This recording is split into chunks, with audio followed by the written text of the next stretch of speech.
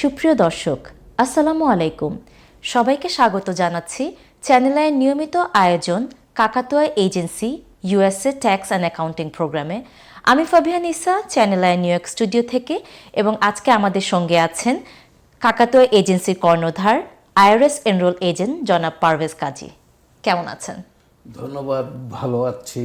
কিছু প্রোগ্রামের শুরুটা আমি এভাবে শুরু করতে চাচ্ছি, ট্যাক্স ক্রেডিট এবং ট্যাক্স ডিডাকশন নিয়ে একটু কথা বলতে চাচ্ছি। আমাদের দর্শকদের জানার সুবিধার জন্য যদি এই দুটো টার্ম নিয়ে একটু এক্সপ্লেন করতেন। ট্যাক্স ক্রেডিট হচ্ছে, ধরেন আমি ক্যালকুলেট করে আসলাম, একটা সংখ্যায় উপনীত হলাম যে এটা হচ্ছে আমার ট্যাক্স নাম্বার, আমাকে ফর এক্সাম্পল $5,000 পে করতে হবে। এখন আমার ট্যাক্স ক্রেডিটগুলো আমার এই 5,000কে কমিয়ে আনতে সাহায্য করবে। ধরেন আমার চাইল্ড ট্যাক্স ক্রেডিট আছে $2,200, তো 5,000 থেকে আমাকে সরকারকে যে 5,000 পে করতে হতো, এখন $2,200 ডিডাক্ট হবে, থেকে গেল 2,800। আমি গভর্নমেন্টকে 2,800 দিব ইনস্টিড অফ 5,000। আর ট্যাক্স ডিডাকশান আমার ট্যাক্সকে কমিয়ে আনতে সাহায্য করবে through deduction, not by credit. ধরেন আমার ট্যাক্সেবল ইনকাম 50,000।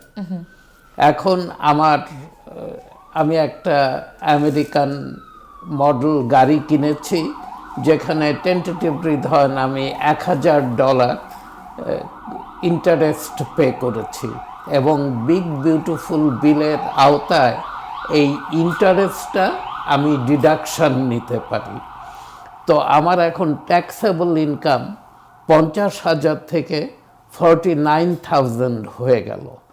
তো 50,000-এর ট্যাক্স যদি 5,000 হতো, 49,000-এর ট্যাক্স হবে 4,900। এইভাবে আমি ট্যাক্স কমিয়ে আনলাম, এটাকে হচ্ছে থ্রো ডিডাকশন। তো tax credit always a bigger credit than the deduction. অনেক সময় আমাদের মনে একটা উৎকণ্ঠা থাকে যে আমি সারা বছর ট্যাক্স দিচ্ছি, আবার দেখা যাচ্ছে আমি এপ্রিলেও এসে আমি ট্যাক্স দিচ্ছি। এটাকে কমিয়ে আনার কি কোনো উপায় বা কিছু পদ্ধতি আমরা অবলম্বন করতে পারি কিনা? অনেকগুলো পথ আছে, এবং আমরা সারা বছর ধরে ট্যাক্স পেয়ারদেরকে বলে থাকি যে আপনারা কিন্তু একটা পরিকল্পনা, একটা প্ল্যানিংয়ের মাধ্যমে আগাবেন। এন্ড অফ দ্য ইয়ারে গিয়ে কিন্তু খুব একটা কিছু করার থাকে না। যেমন ধরেন যারা W2-তে কাজ করে, এবং প্রত্যেকটা employer, most of the employer, ওরা কিন্তু 401k প্ল্যান অফার করে। 401k প্ল্যান হচ্ছে যে আপনি প্রি ট্যাক্স ডলার, আপনি বেতন থেকে আপনি সার্টেন অ্যামাউন্ট 401k প্ল্যানে দিতে পারেন, সরিয়ে রাখতে পারেন। এটা হচ্ছে একটা রিটায়ারমেন্ট ফান্ডিং, রিটায়ারমেন্ট অ্যাকাউন্ট, সেখানে টাকাটা রাখলেন। ধরেন আপনার সেম এক্সাম্পল, ইনকাম 50,000, আপনি 401k-তে 20,000 রেখেছেন, আপনি নেন নাই ওই টাকাটা, তো আপনি হাতে নিয়েছেন $30,000।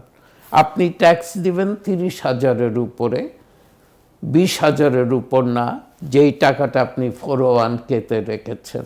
তো এটা একটা ট্যাক্স ডিডাকশন, ভেহিকেল 401k। ঠিক তেমনি ধরেন আপনি চ্যারিটি করেন, আপনার 50,000 ইনকাম, আপনি 10,000 বিভিন্ন নট ফর প্রফিট অর্গানাইজেশনকে আপনি ডোনেট করেছেন। আপনার ইনকাম থেকে ওই 10,000 কিন্তু ডিডাক্ট করতে পারবেন। অথবা আপনার মর্গেজ বাড়ি আছে, আপনি মর্গেজ ইন্টারেস্ট পে করেন, প্রপার্টি ট্যাক্স পে করেন, এইগুলোকে আপনি ডিডাক্ট করতে পারেন। তো ওর জন্য before the tax season comes, আমাদের উচিত হবে আমাকে এস্টিমেট করা এই বছর আমার ইনকাম কোথায় গিয়ে দাঁড়াবে, এবং আমি কীভাবে আমার ট্যাক্সেবল ইনকামকে কমিয়ে এনে কম ট্যাক্স পে করতে পারবো। এবং সেটা অনেক সময় আমি বলে থাকি, প্ল্যানিংটা মাথায় করলে হবে না, it has to be written. আপনারা কাগজ কলম নিয়ে বসবেন, লিখবেন এবং কীভাবে ট্যাক্স কমিয়ে আনতে পারেন সেটা চক আউট করবেন এবং সেটার উপরে কাজ শুরু করবেন। তাহলেই দেখা গেছে এবছর যদি আপনি 10,000 টাকা ট্যাক্স পে করে থাকেন সরকারকে, আগামী বছর আপনি অবশ্যই 5,000 পে করবেন। 401 এর কথা বললেন যে আমি যে অ্যামাউন্টটা রাখছি সেই অ্যামাউন্টের উপর আমার ট্যাক্স দিতে হচ্ছে না, সেক্ষেত্রে যখন আমি ওই 401 এর টাকাটা ইউটিলাইজ করব, ফর এক্সাম্পল আফটার 65, তখন কি আমার এই ট্যাক্সটা পে করতে হয় নাকি এটা? না, তখন আমাকে ট্যাক্স পে করতে হয়। 401 এর ক্যাচটা হচ্ছে যে আপনি 59.5 পর্যন্ত এই টাকাটা ধরবেন না। সরকার চায় অথবা আইআরএস চায় যে আপনি রিটায়ারমেন্টের জন্য আপনি টাকা আলাদাভাবে জমান। আমি কাজ করব না, কিন্তু আমি এই কর্মজীবনে যেই টাকাটা পৃথকভাবে জমিয়েছি, আমার ট্যাক্স পেমেন্টটাকে ডিলে করেছি, দেইনি, ওখান থেকে যেন একটা পেনশন আমার বাসায় আসে প্রত্যেক মাসে, এবং যেটার উপর দিয়ে আমার ওল্ড এজে আমাকে সাহায্য করবে ফাইন্যান্সিয়ালি। দর্শকরা সচরাচর কি ভুল করে থাকে, বা আপনার কাছে কি ধরনের কেস আপনি পেয়েছেন যে আপনার মনে হয়েছে কমপ্লিকেটেড জিনিসটা আরও ইজি করা যেত? এ ধরনের কোনো কেস আপনার আছে কিনা? হ্যাঁ, এরকম তো প্রায়শই ঘটে। অনেককে এবছর আজকেই একটা সিচুয়েশনের কথা বলছি যে একজন তার 1099B মানে স্টকস অ্যান্ড বন্ডস ফান্ড আছে ফাইডালিটির সাথে, এবং এবছর ওই ডকুমেন্ট ছাড়া এসছেন। তো আমি সাধারণত ফাইল করার সময় লাস্ট ইয়ারের ফাইলকে একটু কম্পেয়ার করি। তো করতে গিয়ে ওনাকে বললাম যে ভাই আপনি 1099, হ্যাঁ এই ডকুমেন্টটা তো মিসিং। উনি বললেন যে পাস ভাই ওই ব্রোকারেজ অ্যাকাউন্টে আমি কোনো কিছু সেল করি নাই, আমি ওইভাবে উনার ফাইলটা করে দিয়েছি। এখন উনি 27 পাতার ওই ফর্ম নিয়ে আসছে। আমি বললাম যে ভাই আপনি সেল করেন নাই?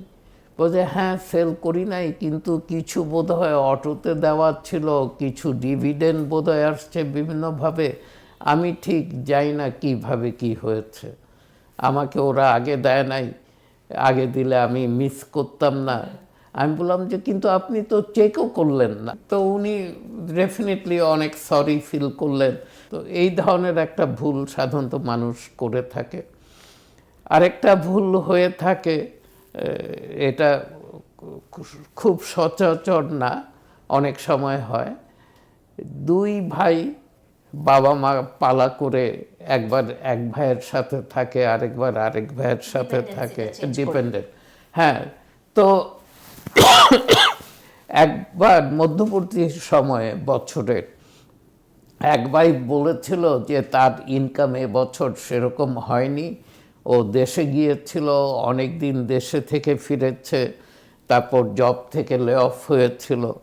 তো আরেক ভাইকে বলেছিল বাবা মাকে এই বছর তুমি ক্লেম করো।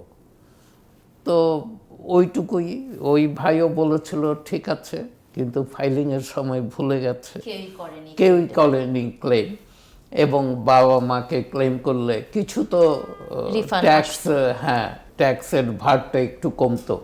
তো এই ধরনের একটা ভুল, ফাইলটাকে অ্যামেন্ড করতে হচ্ছে এখন। তো এই ধরনের ছোটোখাটো ভুল প্রায়শই হয়ে থাকে। আইআরএস এর অডিট হলে কি কি তথ্য তারা দেখতে চায়? আমি বলি যে অডিট চিঠি পেয়েছেন, 3 বার চিঠিটা পড়বেন।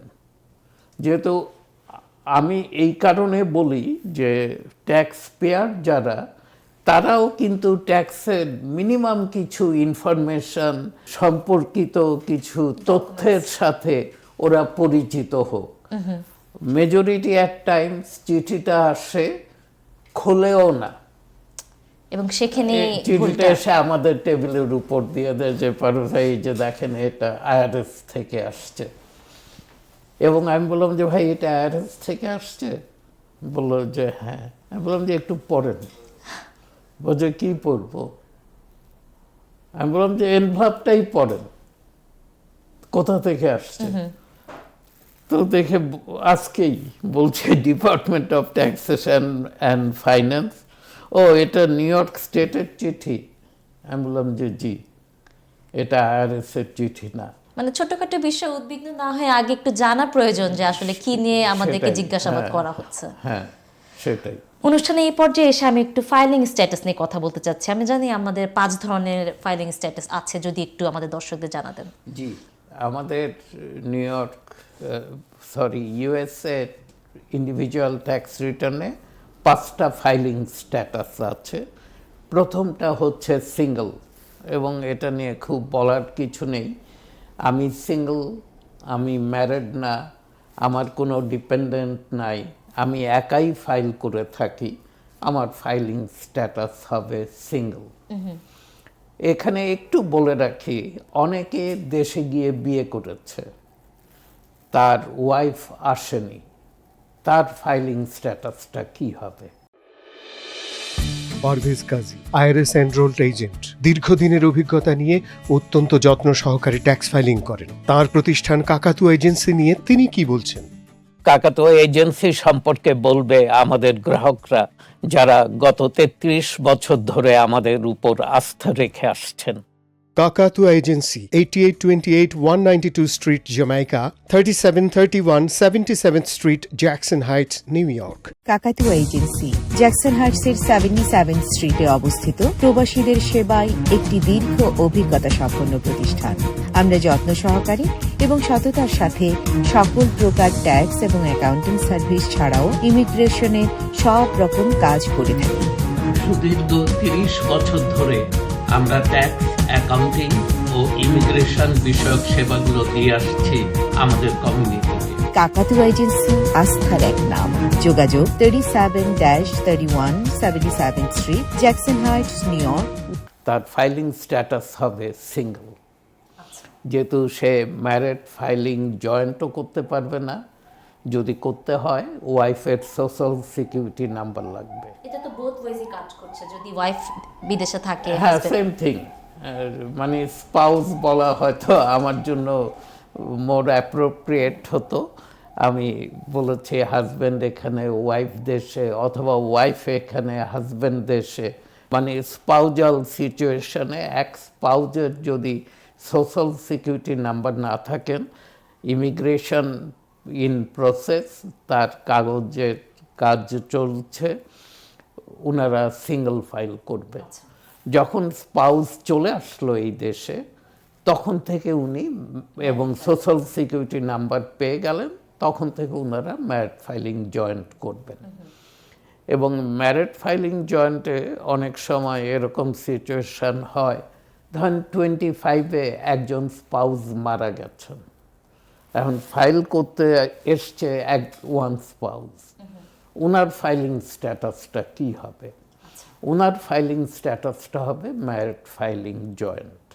মানে যে বছর কেউ জন্ম নেয় অথবা যে বছর কেউ মারা যায়, তাদেরকে কিন্তু ওই হোল ইয়ারের, কারণ গত বছর তো ওই স্ট্যাটাসটাই ছিল। হ্যাঁ ছিল, 25-এ উনি মারা গেছেন, ধরেন 2025-এর 1 জানুয়ারিতে স্পাউস মারা গেছেন, হোল ইয়ার তো তাহলে স্পাউস ছিল না।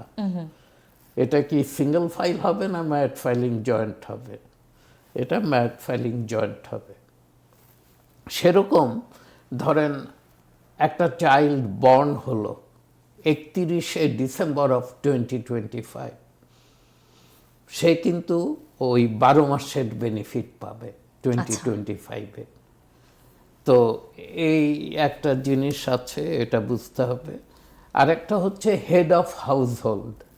ধরেন আমি বিয়ে টিয়ে করিনি, আমি সিঙ্গল, কিন্তু আমার বাবা মা আমার সাথে থাকেন এবং তারা আমার ডিপেন্ডেন্ট, তাহলে আমি head of house hold file করব।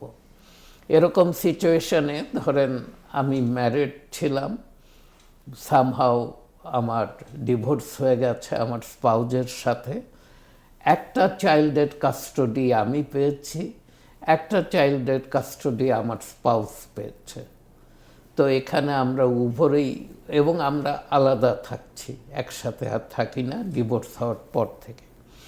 তো আমরা ফাইল করব হেড অফ হাউস হোল্ড। আচ্ছা, তো আরেকটা ফাইলিং হচ্ছে যে আমরা একই বাসায় থাকি, হাজব্যান্ড অ্যান্ড ওয়াইফ, কিন্তু কিছু সুযোগ সুবিধার জন্য আমরা ডিসাইড করলাম যে আমরা ম্যারিড ফাইলিং সেপারেট করব। আমি কি সেটা করতে পারি? হ্যাঁ পারি, লিগালি পারি। অনেকে মনে করে যে husband wife living together they cannot file married filing separate. এটা ভুল। আমরা ম্যারিড ফাইলিং সেপারেট করতে পারি। ম্যারিড ফাইলিং সেপারেটে কিছু সুযোগ সুবিধা কেড়ে নেওয়া হয়। যেমন ম্যারিড ফাইলিং সেপারেটে আপনি আর্নড ইনকাম ক্রেডিট পান না, দেওয়া হয় না। ম্যারিড ফাইলিং সেপারেটে রেন্টাল লস দেখানো যায় না। ম্যারিড ফাইলিং সেপারেটে আপনার ক্যাপিটাল গেইন লস ক্লেম করা যায় না, অথবা কখনো ক্লেম করা গেলে ওটা হাফ, 3,000 যেমন লস আপনি ক্লেম করতে পারেন সিঙ্গেল ফাইলাররা, ম্যারিড ফাইলিং সেপারেট ফাইলাররা ক্লেম করতে পারে 1,500, অর্ধেক 1,500, এই ধরনের। কিন্তু এটার আরেকটা জিনিস বুঝতে হবে, ম্যারিড ফাইলিং সেপারেট আমি আইটেমাইজ ফাইল করছি, আমার স্পাউসকেও কিন্তু আইটেমাইজ ফাইল করতে হবে। সে স্ট্যান্ডার্ড ডিডাকশন নিয়ে ফাইল করতে পারবে না। এরকম ছোটোখাটো জিনিসগুলো আছে যেগুলো জানতে হবে, এবং যেই কারণেই আমি সাধারণত বলে থাকি যে ট্যাক্স সম্পর্কে যাদের কিছু তথ্য মিসিং আছে তারা কিন্তু ওই টার্বো ট্যাক্স অথবা অন্য ট্যাক্স সফটওয়্যার দিয়ে ফাইল করা উচিত না। এই জিনিসগুলো একটু জানার বিষয় আছে। আমার যেটা বলছিলাম যে আমার স্পাউস মারা গেছে 2025-এ, আমি ম্যারিড ফাইলিং জয়েন্ট করেছি, আমার একটা চাইল্ড আমার ডিপেন্ডেন্ট। আমি 2026-এ গিয়ে আমি কিন্তু দুটো অপশান আছে, আমি আইদার কোয়ালিফাইং উইডোয়ার ফাইল করব অথবা আমি head of house hold file করব। দুটোর যে কোনো একটা করতে হবে। জি, দুটোই করা যাবে। তো ওর জন্য ফাইলিং স্ট্যাটাস আমরা তাহলে কথা বললাম সিঙ্গেল নিয়ে, ম্যারিড ফাইলিং জয়েন্ট নিয়ে, ম্যারিড ফাইলিং সেপারেট নিয়ে, হেড অফ হাউস হোল্ড এবং কোয়ালিফাইং উইডোয়ার। এই 5টা ফাইলিং স্ট্যাটাস এবং এই 5টার পার্থক্যগুলো আমি চেষ্টা করলাম কিছুটা পরিষ্কার করার। ম্যারিড ফাইল সেপারেটের ক্ষেত্রে কোনো ধরনের মানে বেনিফিট দেখা যাচ্ছে না, তাহলে মানুষ কেন করে থাকে, লজিকটা? বেনিফিট হচ্ছে ম্যারিড ফাইলিং সেপারেটে, ধরেন আমি ইন ভেরি ইল হেলথ, আমার মেডিকেইড দরকার, আচ্ছা, কিন্তু আমরা যখন জয়েন্ট ফাইল করি আমার ইনকাম অনেক কম, আমার স্পাউজের ইনকাম অনেক বেশি, আমরা এলিজেবল হই না মেডিকেইডের জন্য। তো এই ক্ষেত্রে অনেকে ম্যারিড ফাইলিং সেপারেট করে থাকে। যেই স্পাউজের ইনকাম কম এবং তা ইন ভেরি ব্যাড হেলথ, যার মেডিকেইড ছাড়া উপায় নেই, এবং সে রেগুলার মার্কেট প্লেস থেকে ইন্স্যুরেন্স নিলে দেখা গেছে যে মোস্ট অফ তার প্রেসক্রিপশন কভার করে না মার্কেট প্লেস ইন্স্যুরেন্স, সেক্ষেত্রে তারা সেপারেট করে। আরেকটা হচ্ছে আরেক কারণে করে থাকে যে কোনো একজন স্পাউজের ধরেন স্টুডেন্ট লোন আছে এবং স্টুডেন্ট লোন তার পিছনে অনেক দিন ধরে ইন্টারেস্ট সহকারে ফুলে ফেপে অনেক বড় হয়ে আছে, এবং উনি যখনই ট্যাক্স ফাইল করে উনার রিফান্ড আসে না ওই স্টুডেন্ট লোনের জন্য, মানে সেখানে উনার রিফান্ডের টাকাগুলো চলে যাচ্ছে, তারপরও স্টুডেন্ট লোন কমছে না। আর এইদিকে আরেকজন স্পাউস ফর নাথিং এক স্পাউজের এই লায়াবিলিটির কারণে সে হার্ট হচ্ছে, তখন লোকজন ম্যারিড ফাইলিং সেপারেট করে। তো এরকম নানা কারণে অনেক সময় আমরা রিকমেন্ড করে থাকি ম্যারেড ফাইলিং Separate করার সেপারেট জন্য। করার জন্য। থ্যাংক ইউ আপনাকে ইনফরমেশনটার জন্য। জিজ্ঞেস করতে চাচ্ছি স্ক্যাম বা ভুয়া ট্যাক্স প্রিপেয়ার থেকে নিজেদেরকে কিভাবে রক্ষা করা যায়, বা আমাদের দর্শকদের জন্য কোনো সেখানে কোনো মেসেজ আছে কিনা? অবশ্যই আছে।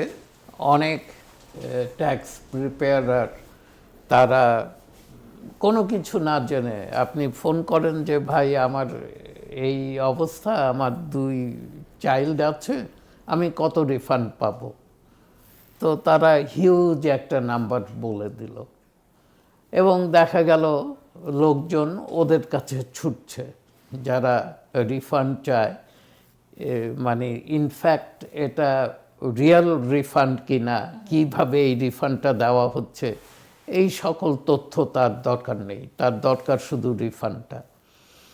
এরকম ফাইল আমরা দেখেছি যে নিয়ে গেছে, বড় ধরনের আইটেমাইজ করে দিয়েছে ফাইলে, তার ডোনেশন দেখিয়ে দিয়েছে 15,000, তার এটা হেলথ রিলেটেড এক্সপেন্সেস বড় আকারের দেখা দেওয়া হয়েছে, অন্যান্য খরচ দেখানো হয়েছে। এবং তাকে যখন জিজ্ঞেস করছি যে ভাই আপনি চ্যারিটি করছেন 10,000, বলে না আমি তো করিনি। বললাম যে আপনার ফাইলে তো আছে। বলে না, আমি প্রিপেয়ারকে এই ধরনের কোনো তথ্য দেই নেই। তারপর বললাম যে আপনার হেলথ ইন্স্যুরেন্সে অথবা লং টার্ম কেয়ারে আপনি প্রিমিয়াম দিয়েছেন $20,000, সে বলছে না। তো তার মানে এগুলো দিয়ে অনেক আমরা এদেরকে স্ক্যাম আর্টিস্ট বলে থাকি। ওরা আপনার রিফান্ডকে বাড়িয়ে দিতে পারে, কিন্তু আপনি শুধু রিফান্ড বাড়লেই সেদিকে ঝুঁকবেন, এটা ঠিক না, এটা করা যাবে না। ফাইলটা কিন্তু শুদ্ধ হতে হবে, সেই দিকে নজর রাখতে হবে। এবং অনেকে বলে আমাদেরকে যে ও আচ্ছা সে করেছে, কোনো সমস্যা হলে সে সমস্যা ফেস করবে, আমি না। কিন্তু কথাটা সঠিক না। আপনি যখন ফাইল সাইন করেন, আপনি একটু তার উপরে কি লেখা আছে পড়ে দেখবেন। এই ফাইলটা উনি তৈরি করেছে based on information you given to him, এবং এই ফাইলের সকল দায়িত্ব আপনার। জনাব পারভেজ কাজী অনেক ইম্পর্টেন্ট একটা কথা আমাদেরকে দর্শকদেরকে জানালেন যে ফাইলটা শুদ্ধ রাখতে হবে, কোনো ধরনের ইনফরমেশন যেন আমরা ভুল না দিয়ে থাকি, এবং ডকুমেন্টগুলো যেন কোনোটা মিসিং না হয়ে থাকে। কারণ একটা ডকুমেন্ট মিসিং থাকলেও আইআরএসের কাছে সেই ইনফরমেশনটা থেকে যায় এবং সেটা নিয়ে পরবর্তীতে আপনাদেরকে চার্জ করা হতে পারে। আমি ফাবিহা নিসা, channel I knew York studio থেকে আজকে এখানেই বিদায় নিচ্ছি। সামনের অনুষ্ঠানে আবার দেখা হবে সেই আহ্বান জানিয়ে। আসসালামু আলাইকুম।